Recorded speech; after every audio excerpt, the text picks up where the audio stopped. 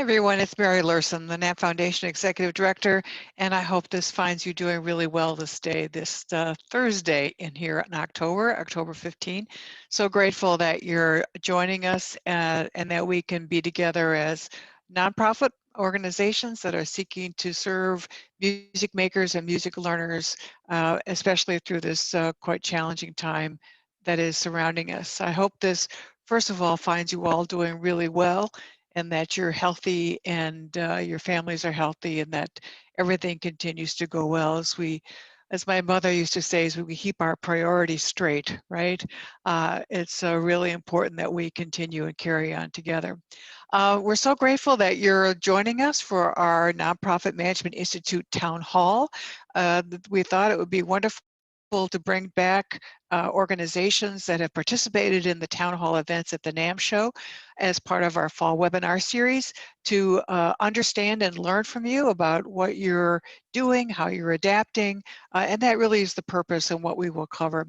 But first of all, we always have to do a bit of NAMM housekeeping, as we operate our events under an FTC requirement around non-competitive practices, and that we don't talk about markets or trade or margins or things like that. And if you'd like details on our very serious and important policy to us, it's available at namm.org. So again, I touched briefly on what we will cover. Again, we've got a wonderful panel that's been assembled, and we'll be covering about what the nonprofit music service organizations are doing and how they're adapting. And some of them are doing actually thriving in unique ways, but also addressing and overcoming the challenges of this time to keep music learning and music making strong and available to as many people. I actually just came from a gathering with the Upswell conference, and we talked about how music is also a vital force for building bridges and creating new conversations. And we know that that's an important part of the work of all of our organizations. So with that, I'll turn it over with great admiration and respect to the Dean of the Nonprofit Management Institute. We just love to call him that, Dean David Dick, in his official role as the National Executive Director of Young Audiences Arts for Learning.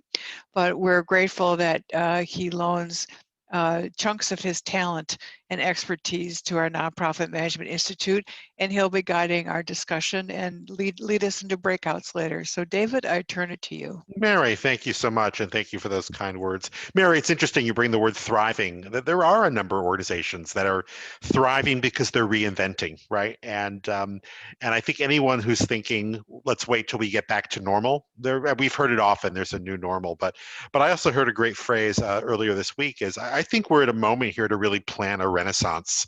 And when we talk about music for all kids, and really to grab that again, and to see this great mix of online learning and in-time learning, and the opportunity for technology to get students to talk to each other and to expand our networks, right? And to think about not only the work we can do across a school district, but across a country, across a world, right? I think it's just sort of fascinating. Yeah, And yep.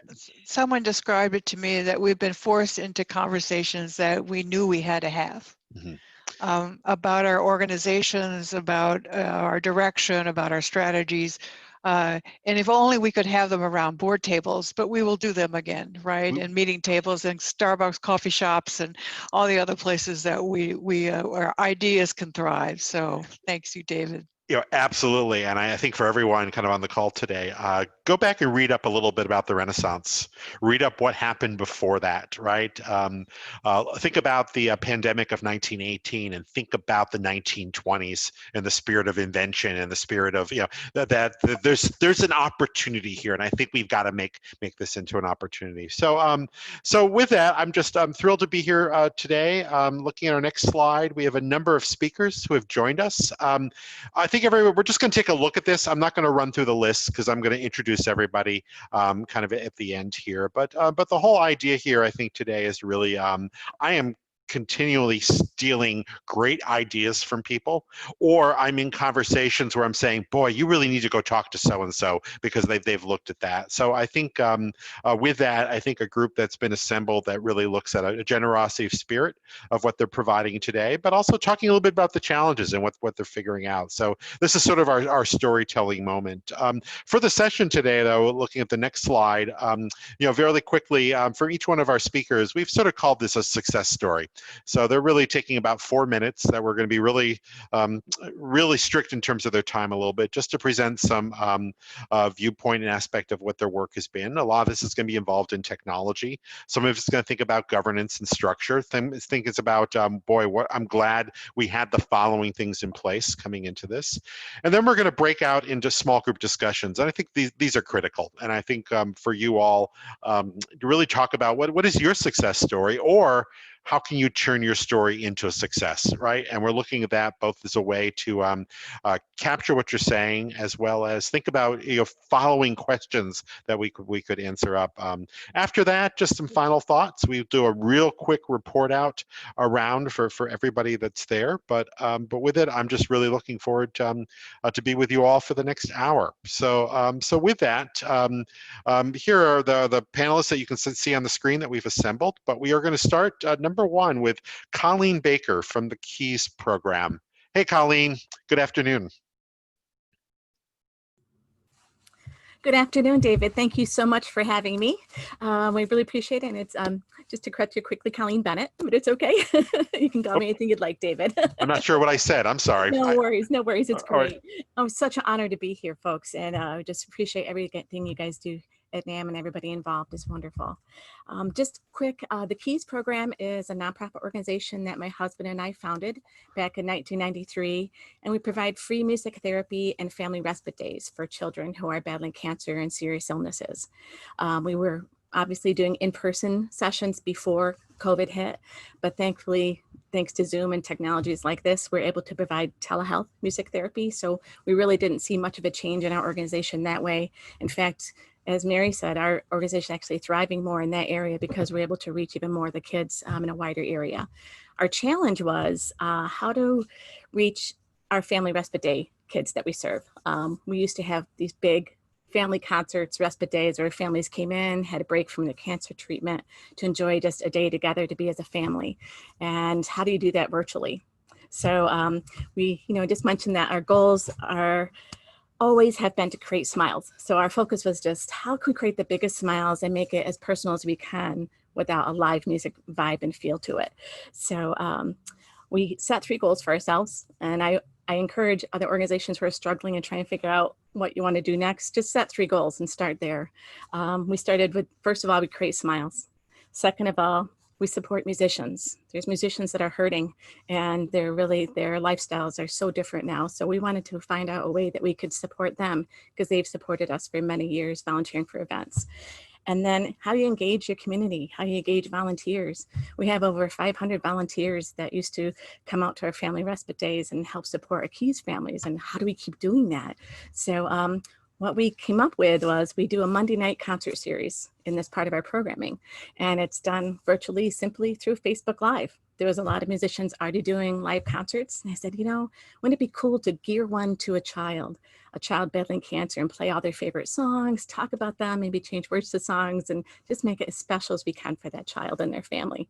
So the musicians jumped on board. We got sponsors, and the sponsors covered the cost of the musicians, which was wonderful. So we provided paid gigs for musicians while they needed that support.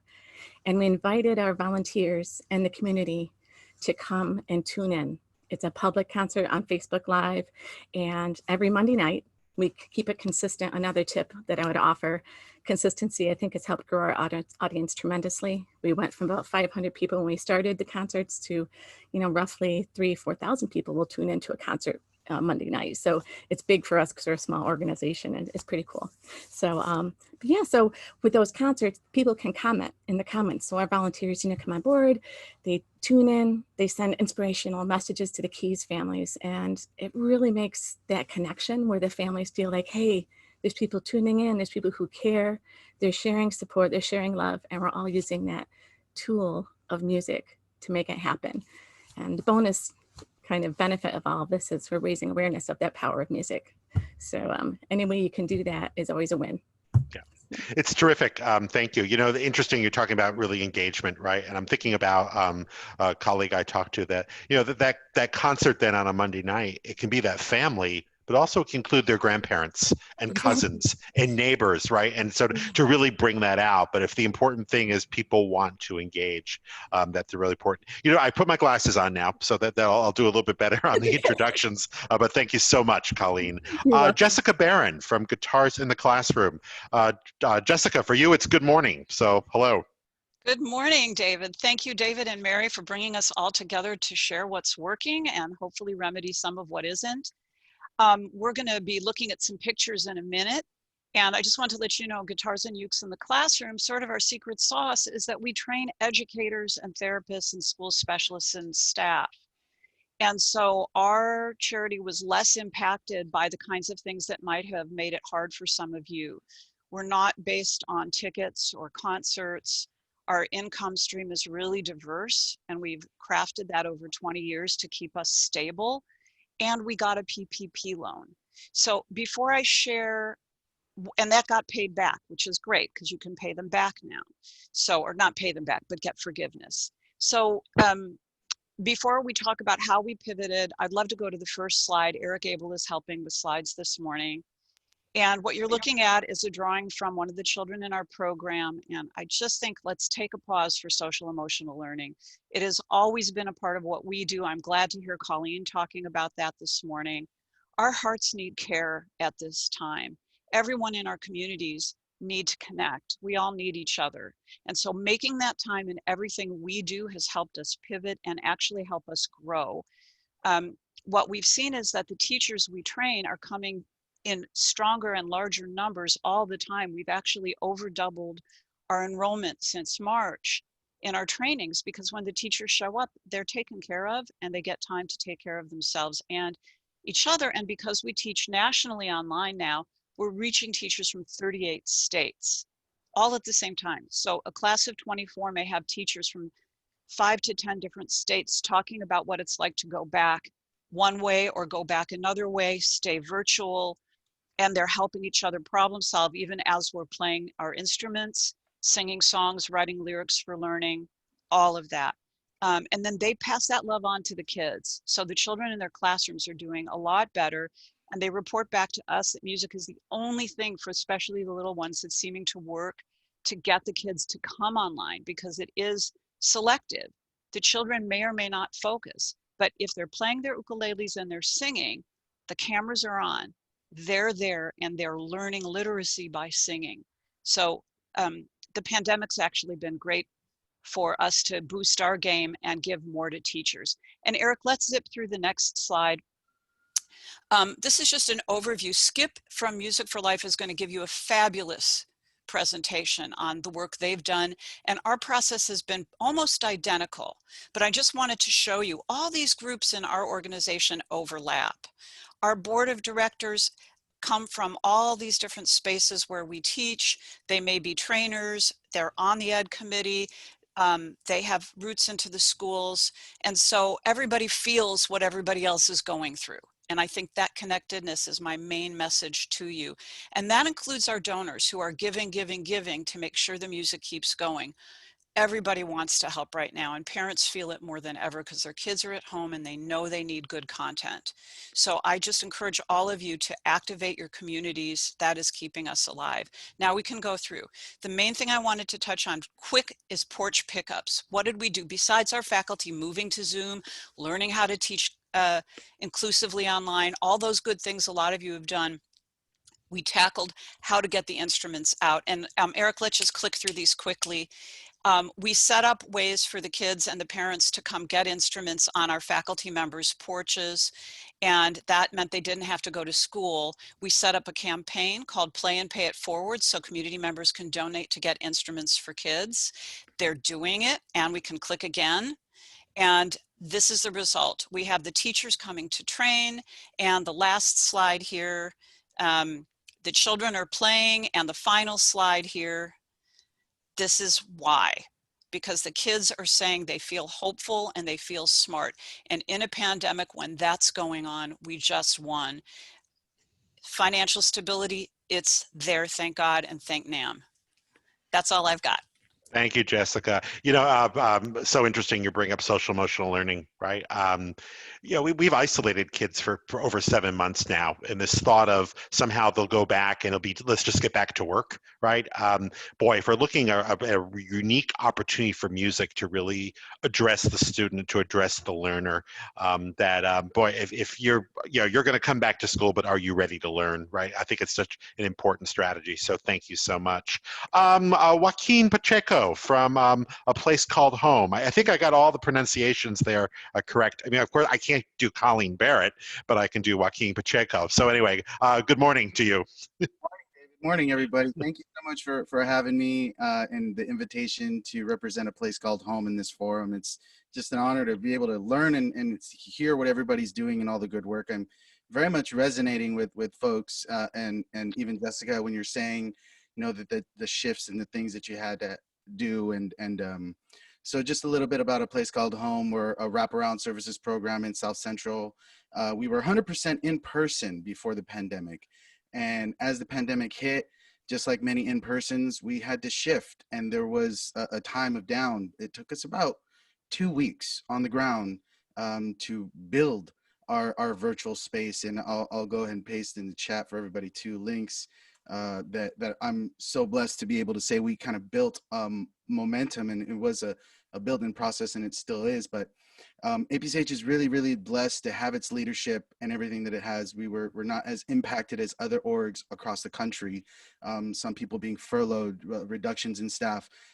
We were very blessed to not incur anything of that nature.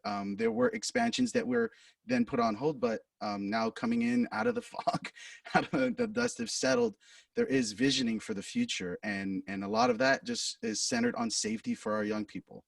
The amazing successes that we've been able to accomplish in this time is just, I never even envisioned myself that we would be doing these things, but it's with the passion of my team and the members and their invigorating energy to yes, let's do this, that we've been able to push since April and have our first virtual recital ever, which saw over 300 initial views live. Then from there staggered into our first virtual fundraiser as an organization. And to make all this possible, we had to create a container, and that's what we did in those first 2 weeks. And anybody can go to our that's the first link I put up there, which is our virtual campus, our program hub, and that is public to anybody that would like to go see, observe, and see what we offer, because APCH is a world of things, not just music. Music is just one branch that I'm blessed to be able to represent. And so that's where members go and get all their information. And from there, now coming out, we've been able to keep taking attendance now and now begin to gain momentum. And it's amazing to see it. The members are resilient, and we're planning, and we're looking forward to what's happening and thinking about safety in the future, right? We're visioning as a hybrid program, potentially going back. We know virtual programs are working to a percentage. So Terrific. So, it's interesting you bring up this idea that you didn't expect to be doing this, right?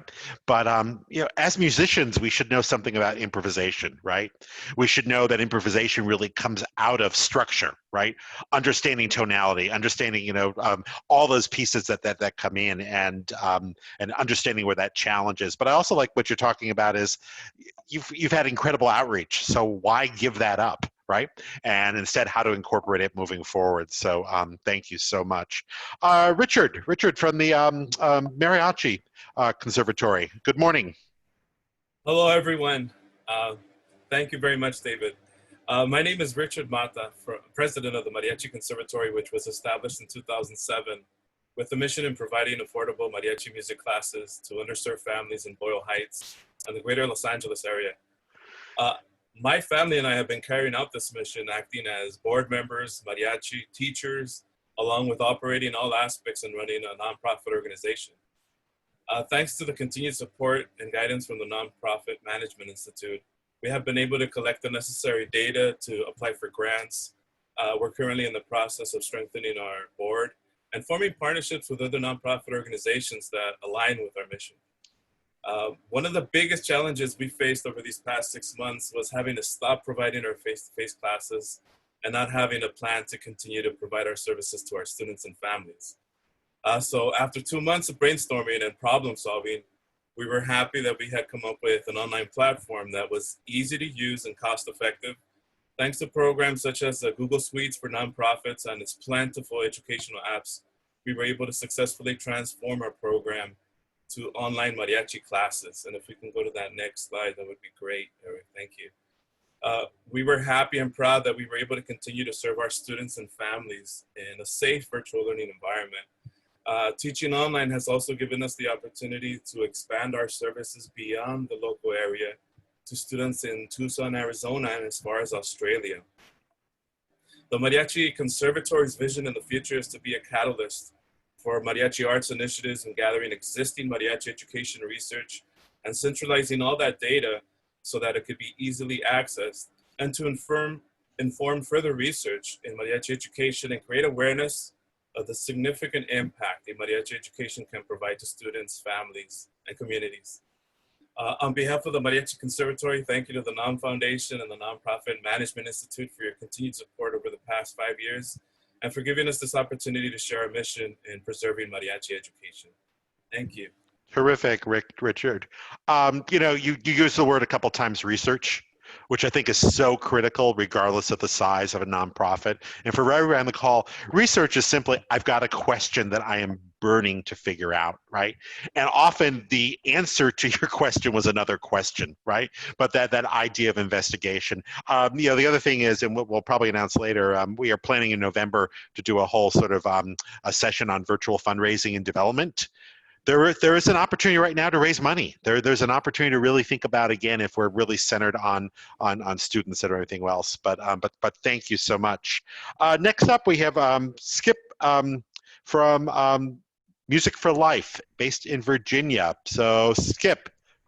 Good morning. Good afternoon. Yes. Hi. Thank you for this opportunity to be with you here. For those not familiar with us, Music for Life provides a variety of after-school music education programs, primarily to middle and high school age at-promise youth in the Washington, D.C. area.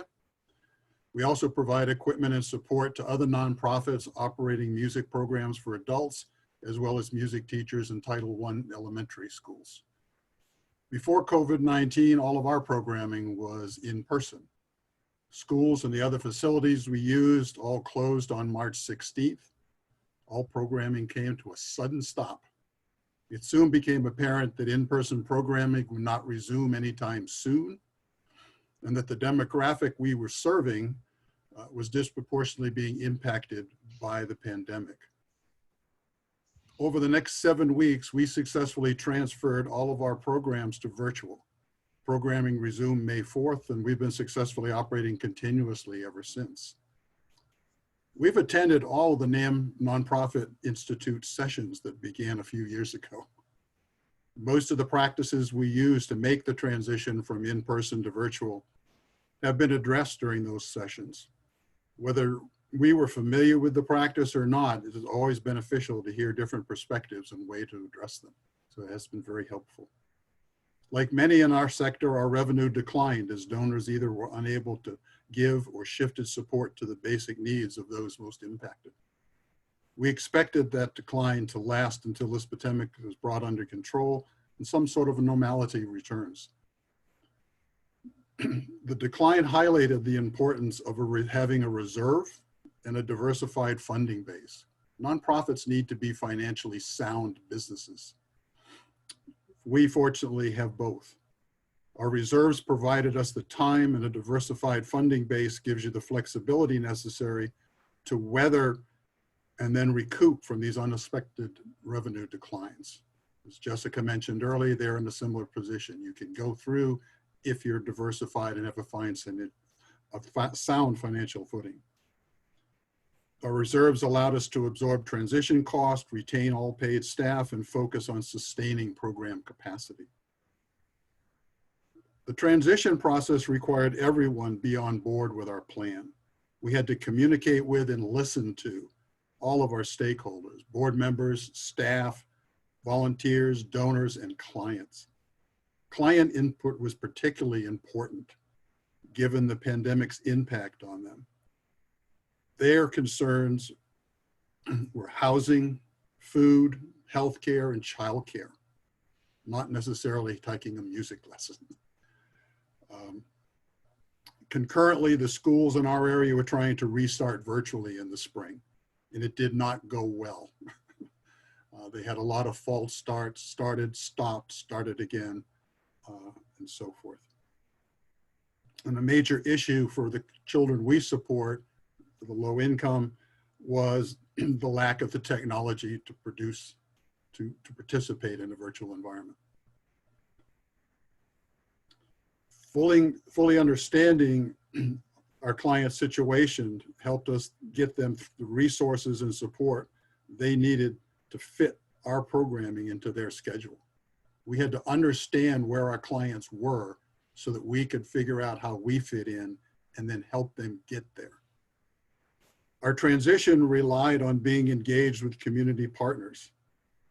We had to understand the role of each member of our ecosystem, and we had to make sure they understood our role, because you had housing advocates, food advocates, healthcare advocates. Everyone was trying to push into the same group of people at the same time.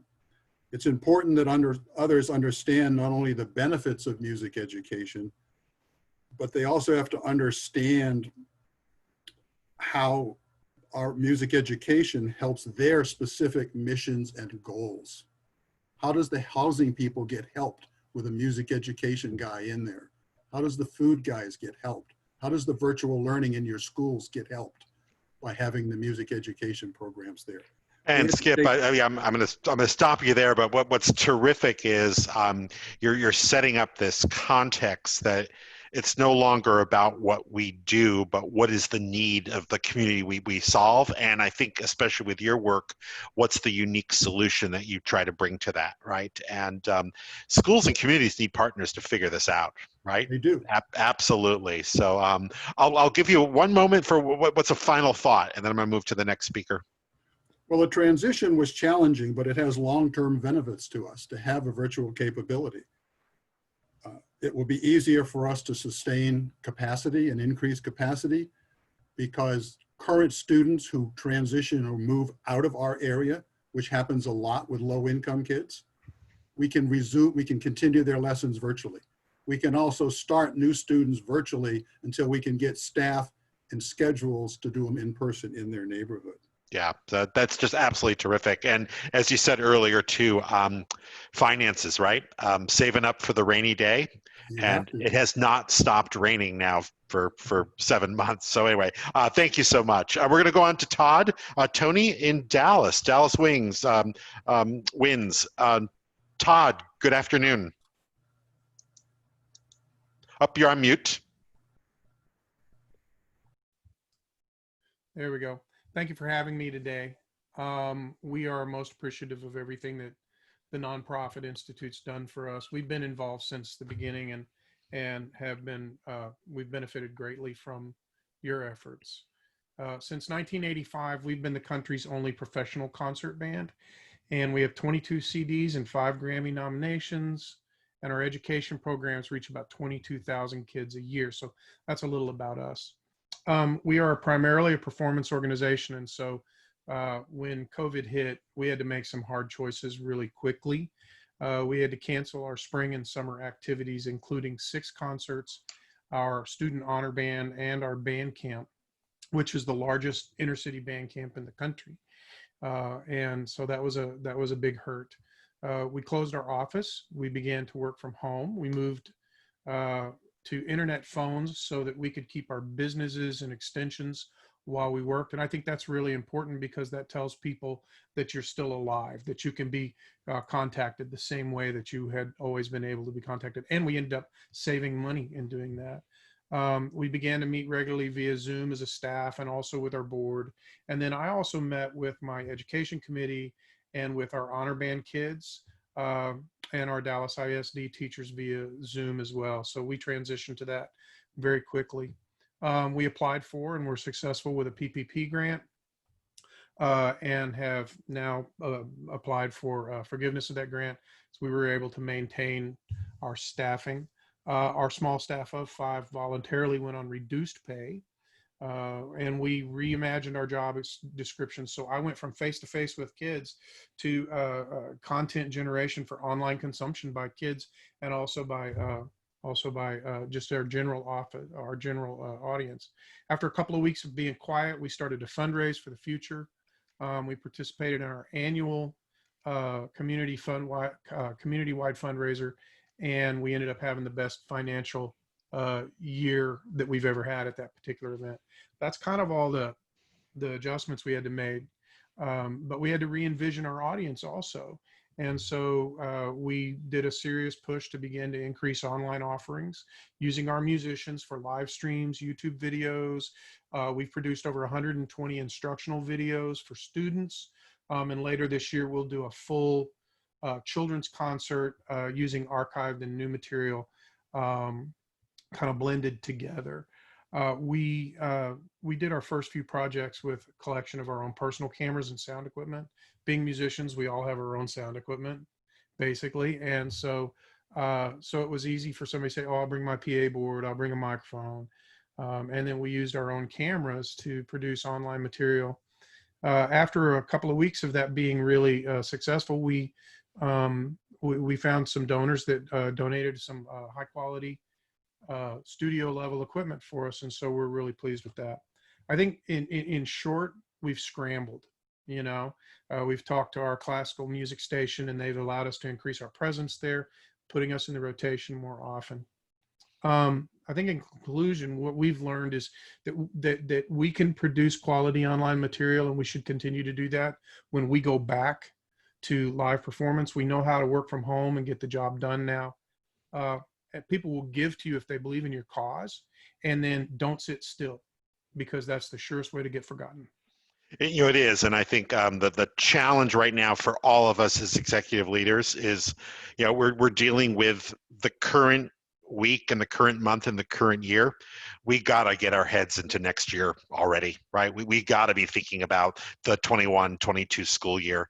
We've got to be thinking about just at some point, states are going to be looking at tax revenue coming in, and what does that look like, and some hard choices to be made. And part of it obviously is doing the very best you can right now. But like I said, we got to be thinking 18 months from now, right? And I think so much of what that nonprofit institute did was, we weren't talking 3 years ago about pandemics.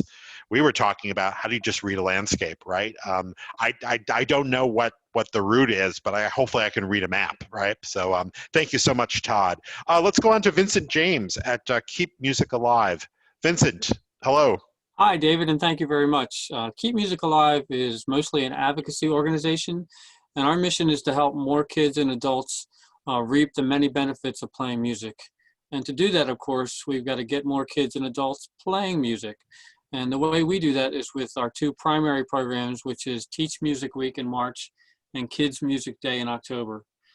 Each year we partner with now over 1,000 music schools, music stores, and other music organizations around the world to offer free lessons to new students and to hold special events and promotions that benefit and celebrate kids playing music.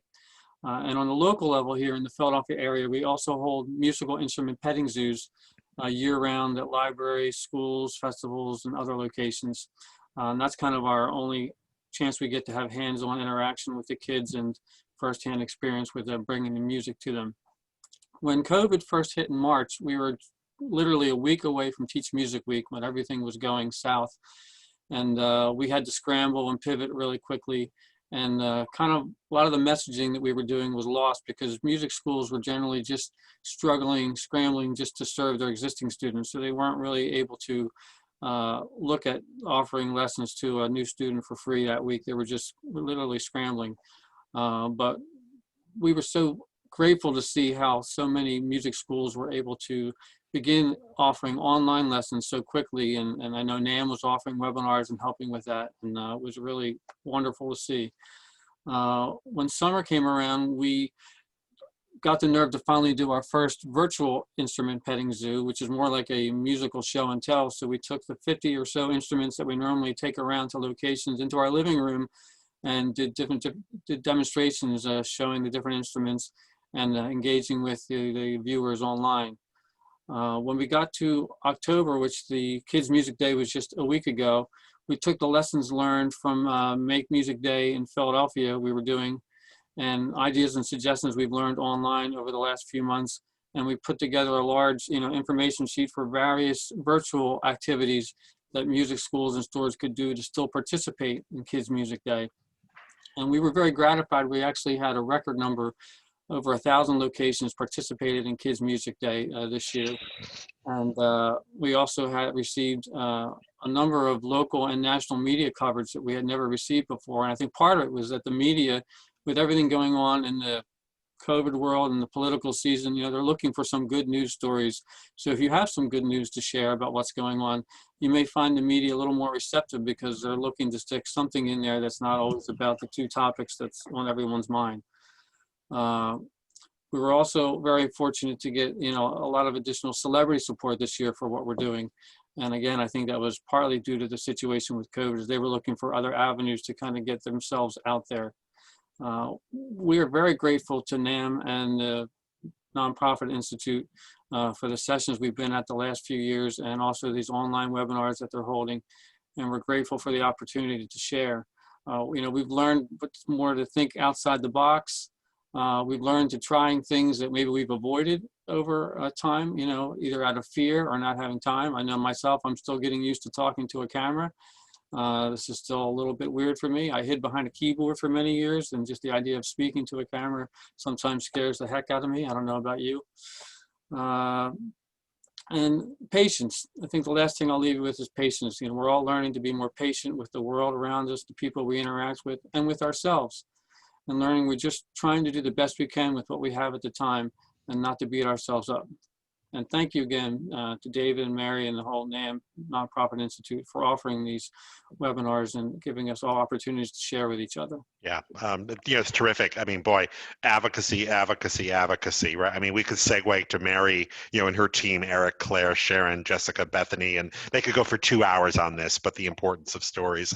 I've also found there's a moment, I think, in technology where sometimes I think education moves way too fast. And I think there's some opportunity to really take full value of every experience and kind of dig deep with that. So, and I think it's just our ability to both do it and share back on it. So thank you. Ashley Moseley from the Sylvester Broom Empowerment Village. Good afternoon, Ashley. Good afternoon. First off, thank you so much for the invitation.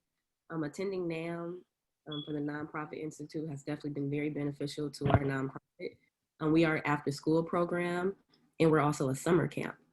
We firmly believe in investing in our youth and empowering our youth. And we do that through tutoring, literacy, sports, as well as music. And in addition to revitalization to our city. Also, today, there would be no SBEV, which is our abbreviation, without the backdrop of the Flint water crisis. It was a life-altering, catastrophic event. And we're also in the midst of still dealing with that on top of COVID-19.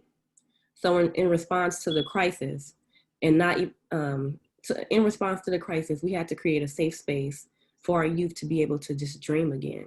A lot of our youth, they deal with trauma, which leaves them with feeling that they don't have anyone. And that was our primary focus on building a music program. We just know that we needed to create an outlet for our youth to be able to release their frustrations and be able to have a voice again. So from learning how to play instruments, recording music in our remedy room with our partners, Flint Institute of Music, also from learning how to create songs from scratch from our partners, Bangtown Production Studio on the Go, from being able to produce, DJ, record in our new studio, which is called The Antidote, because music is the antidote.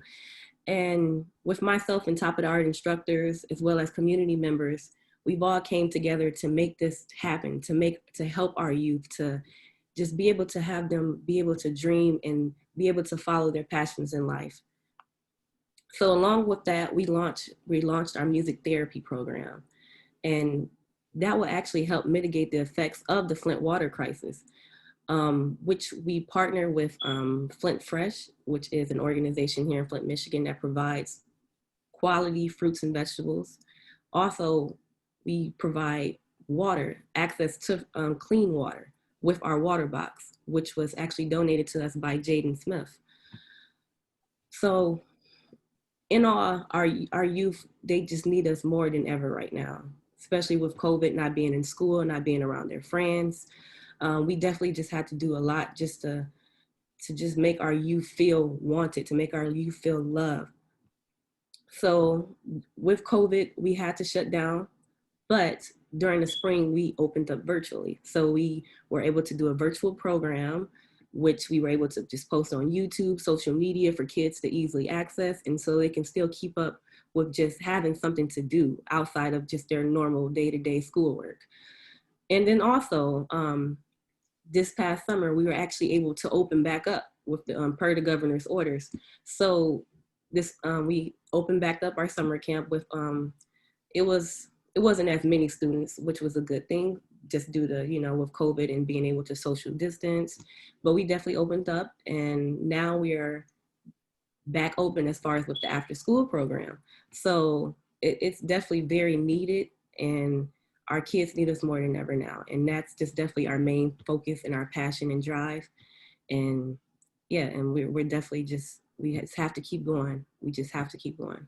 Terrific, Ashley. Thank you so much. You know, for everybody, it's a good time just to go back and brush up on Maslow's hierarchy of needs, right? And that if you're a place where you're just not feeling safe, you don't have clean water, you know, just these basic instincts. And I think making music is a basic, you know, need there. How do we even get kids and families to that next place? So the fact that you're just continuing to talk about, you still had a crisis coming into this, right? But maybe this even gives more of a an initiative. Maybe more people can empathize now with what that crisis is, right? Because they're also feeling their own. So thank you so much. Louis Cardenas from the AM Project. Louis, good morning, I think, or good afternoon, or good day. Let me just go from there. So, you're on mute, Louis. Okay, I'm here. There we go. Thanks, David. Thank you to everybody for joining us today.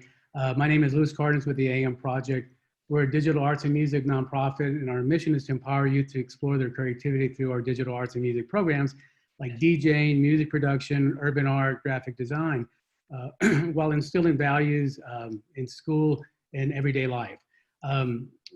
We joined our first introduction to NAMM was this past January, the conference in Anaheim, and we have cherished the connections and friends we've made. And thank you to the Institute for doing something like this, which is incredible for our educational,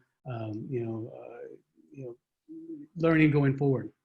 And I wanted to share some challenges and successes we've had through the last 7 months. The AM Project, we're 70% on site with district schools, after school programs, and 30% in our studio. Well, in March, everything shut down. So we had to shift very quickly to go online to get ready for the summer, which is our biggest fundraising time with summer camps. We sold out all 5 summer camps. We were able to deal with the connection we made at the conference in January to include controllers within our enrollment, which we put into a lot of youth hands. And weekly we do meetups and keep them engaged. It also has made us focus on our online curriculum, our vision, and we knew going forward that we had to go online. We needed to be able to just jump out of our backyard in San Antonio and do things, you know, regional, local, and national and global. And we've been able to do that. As a matter of fact, our summer camp, we had 2 kids from South America. We had kids all around the country, which we were super happy with. We've had to get pretty creative on fundraising. We developed some online programs, online virtual festivals called Artisan Arts in San Antonio that benefited local businesses and our artists to be able to play music and do some fundraising. We are now doing our Beats and Brunch on Sundays, Sunday afternoons, where we have sponsorship money that we've raised $10,000 to pay our musicians $100 an hour to do something fun on a Sunday, play some music. And that's for us to give back to the community. And it's been challenging, but our staff and our volunteers have been great. They never say no. They're there. Matter of fact, I had a meeting this week, a instructors meetup, because we're positioning ourselves, as David mentioned, where are we going to be, in the near future? Well, we know our programs have grown, our outreach has grown, so we need instructors. So we did a meetup this week and positioning new instructors and new programs for the AM project. So I want to thank everybody for joining us and listening to me, and looking forward to talking to you guys. Thank you, David. Thank you. What I love here is the pivoting and the commitment to musicians.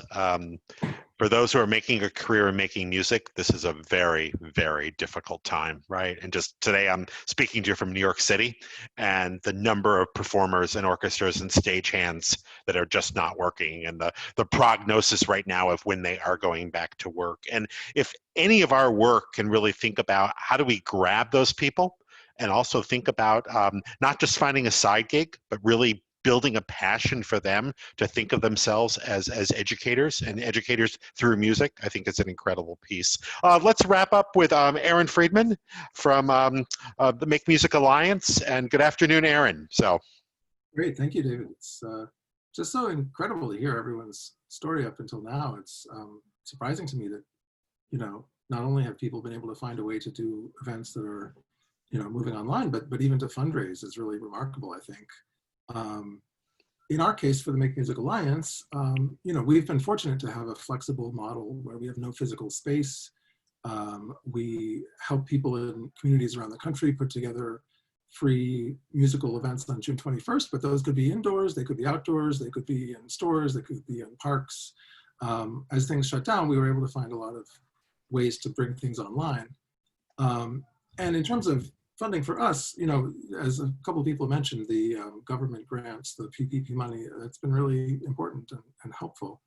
I think one thing that's been really fantastic is just how everyone's psychology has sort of adapted to allow us to do kind of virtual events that before might not have been quite as successful. So in 2019, we tried to do a project where we paired up songwriters in different places and had them learn each other's songs, and then do kind of a live stream where they would perform covers of each other's songs as part of Make Music Day on June 21st. In 2019, we had 6 bands that entered to do that. 2020, we had over 300 bands. So it was really like something where people realized, well, this is something, yeah, I can't do my regular gig. Maybe this is actually not so bad after all. This could be interesting. I think one thing that we've found challenging though, and I wonder if this is true for a lot of people, is that as things move online, there's kind of a collapse of localism. I think people might wonder like, well, why should I listen to this, amateur musician locally when I could just as easily on my computer dial up someone, playing, professionally across the country or elsewhere. I kind of think like in the early days of recordings, people listened to their local opera singers, and then, Enrico Caruso made the first opera recordings about 100 years ago, and people said, well, I'll just sit at home and listen to the Edison Cylinder of the best tenor in the, in the world. So, one thing that we found is that doing events that are still live, like window serenades, where musicians are actually playing at retirement centers and playing to people, from the ground up to the these smallest marching band events where individual people would dress up in marching uniforms and go down the street and play, even if there was no members or audience. It was still something that was live and exciting, that was really happening where people were. So we're kind of thinking about other ways that we would still be live, but a lot of these virtual things have been very successful for us as well. So yeah, it's been an interesting year. Terrific, terrific. Thank you. And in a year where everything we have to really answer with the phrase yes and not no but, right? Yes and absolutely. And I would say if anyone is doing any kind of thing where one's saying, well, yeah, but it's not really as good as what we would do live, then you got to rethink the thing you're doing online then, right? And grab full value of it. And Aaron, I think back in the day, it wasn't just about the local artist. It was about the connection to the local artist and the conversation and the really sort of embedding music into a community, right? Where you get a different level there, but it's an understanding of that, right? And I think really showing engagement. So thank you all very much. We're kind of sticking to it's a good time here, and what we're going to do now is, and we're going to go back a little bit to the slides here. So we're going to break into some small groups. And just simply, when you get to your group, somebody just needs to take notes, and we're going to do a quick little report out at the end. But coming into those groups, there's two questions I want you all to think about. And one of them is just for those in the group then who have not spoken, and we've got a smaller group today, but what's great here is we are recording, and this will go out. Just what is your success story, or more importantly, what have you heard today to create a success story, right? I mean, I've just been jotting down notes like crazy here, just about again, first and foremost, I got to be thinking about the outcome of the group I'm working with, right? And really always being sort of in tune with that. But through the magic of Zoom, we're gonna move into our breakout groups, and with that, we're gonna come back together in about 7 minutes. So goodbye, everybody, and we'll see you in 7 minutes. You know, it's amazing. I'll just start by being in a room with a number of the presenters today, just what the presenters took away from listening to other presenters, right? And basically a group that hadn't really met each other until Jessica, I think it was yesterday, right? So, and again, we're going. From the, I'll just report out on our group, and I think we have 2 other presenters. But I was struck today, our continuing conversation about safety. And I think first and foremost, in a lot of communities, it is that relationship with a band director. It's that relationship of a community-based artist coming in. It's where the nonprofit has shown the flexibility here. First and foremost, we want safe, nurturing experiences for our kids, right? And I think that's just a really important kind of message that's there. From another breakout group, just what was lifted up? What was your epiphany coming out of that? Whoever turns their mic on first gets to talk. Well, mine's on. I'll go really quickly. Phyllis was awesome. Phyllis was the person we didn't know, because I was in with Aaron and Matthew, so we were sort of a little huddle. But Phyllis stepped into a leadership position, and in the middle of all this, and she was really looking for ways to reach out and activate the community, find new connections, and really bring people together. And so being in a position of leadership right now is, in a new organization, has to be a pretty hard row to hoe, but she's obviously doing a great job, and we had fun supporting. Terrific, terrific. And then just from the last group there. Well, in ours, we had 4 of the presenters and 1 new guy, Gabe. And Gabe brought up an interesting topic that we all agreed was important and that we talked about, and that is to make sure while we're teaching music, we also have to let especially the young people, we have to let them know all the other career opportunities that are available that are associated with music. You know, the goal is not to become a professional, necessarily become a professional musician and star on American Idol. You can go into a number of professions, either related or non-related to music, where your music education is a great background and gives you some of the skills you need. Great. And, you know, there's a lot of students realizing that right now, just by the nature of their not only playing their instrument, but they're doing all those other things that inform their performance. Mary, I'm going to hand it back over to you, but I said at our first webinar we did, music finds a way.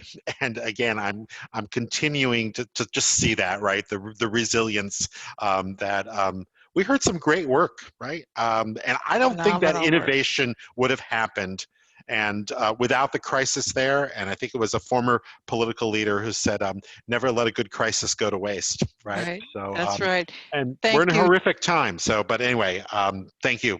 Mary. And thank you. And you know, we need to do one of those now the Zoom meeting thanks to David for being our dean, right? And thank you all. Right, here we go. Just like the US Open, right? When they would clap for the champions, you know, with those big screens. And I just want to acknowledge the great NAMM team. Jessica Cortez, this is your wonderful project. You lead the Nonprofit Management Institute with David, doing such a great job. Sharon, Brian, Claire, Krieger Bowes, and Eric Abel, they are the magic behind these this webinar series. And you know, we need to give them a hand too. You know, they're so smart and they're so organized and so helpful. So this has been our fall webinar series in October. We have a few more coming our way. We're going to have a fun group of college students and their faculty speaking out about the career opportunities and where they are.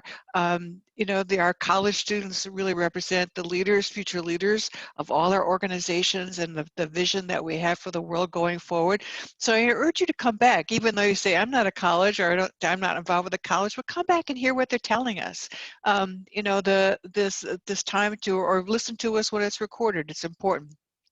So that'll be coming up. We also have one on, we're doing music and wellness. This has been a very important part of our fall series.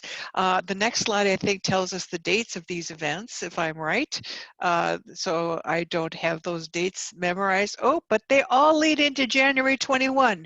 January 21 is our Believe in Music Week. We hope you're all pre-registering, where we will have the Nonprofit Institute taking place at the Believe in Music Week. And David, you want to give us a little preview of what we're thinking about to sponsor during that week? David, we can't hear you. David, we want to hear you. There we go.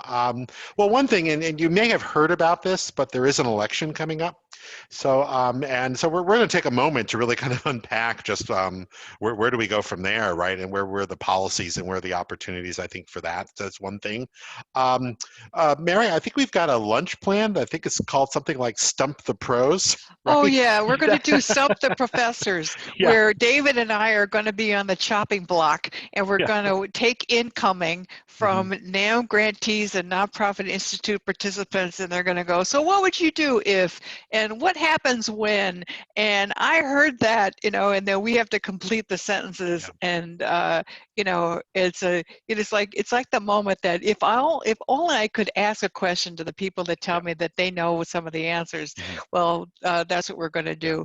And I think there's something about leadership too happening. Yeah, so just a great piece where we're looking at both the lens of what is that partnership of the executive director and the board chair, but also really now talking about strategic planning, strategic thinking, scenario planning that right now, and again, as I said, we're dealing with the here and now, but we've got to be thinking 18 months, 3 years out at the same time, and not necessarily to build a route, but to understand the map, because there's going to be multiple directions to go there. But you know, with that, I've talked to a number of people where when they have the argument and the conversation down that music is essential to the development of kids, that school districts are rethinking, well, you know, if we're bringing in the speech therapist, if we're really thinking about the needs of Title I students, right? The arts need to be included in that as well. And I think there's been some really good strategies. So I think it's time to plan why we're doing as well. But there's many other things that are there, but I think three great hooks, Mary.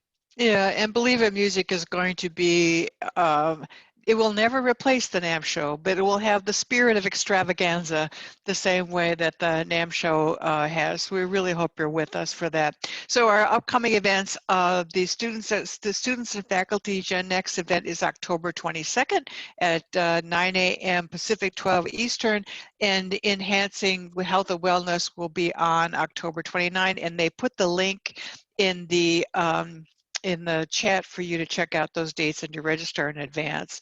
And I also, when I was doing the round robin, I forgot to say Bethany Gilbert, who's also forgive me, I did not script that moment, is a vital part of our team, and we thank Bethany for you know, being part of the folks that make sure that we're online and people can understand us and see us. So we thank you so very, very much. So we'd like to close and invite you to share, stay on and listen to a quick 90-second video. And we've also would welcome you to take the link. We'll put the link in the chat box and spread this little animation wherever you can. We know students might not be in school to where they could do select an instrument or have a recruiting event or a make music celebration or a fair that many times that they have it's in school. So we've created this little video animation, and we really hope that you would share it widely because it's always the right time to learn a musical instrument. So let's roll the tape and then we'll say goodbye after that. Thanks. My name is Julie, and I have been playing an instrument for 3 years now. I love being a musician. I'm always learning something new about music, people, and myself. Music isn't just dots on a page. It's alive, and by playing music, I accomplish something every day. I love the people who've helped me. My instructor is awesome. She teaches me and my friends. I'm glad she was there to help me keep playing, because at first, I didn't like practicing. I'm happy I did though, because learning to play makes me feel like I can do anything. But the best part is it's fun. It makes me feel better when I am sad, angry, or even bored. I can play alone or with others, in my room, outside, or in class. I can even play with people over the computer wherever they are. When we're singing and playing together or learning from our teacher, there's something else happening too. It's like our worlds are connected.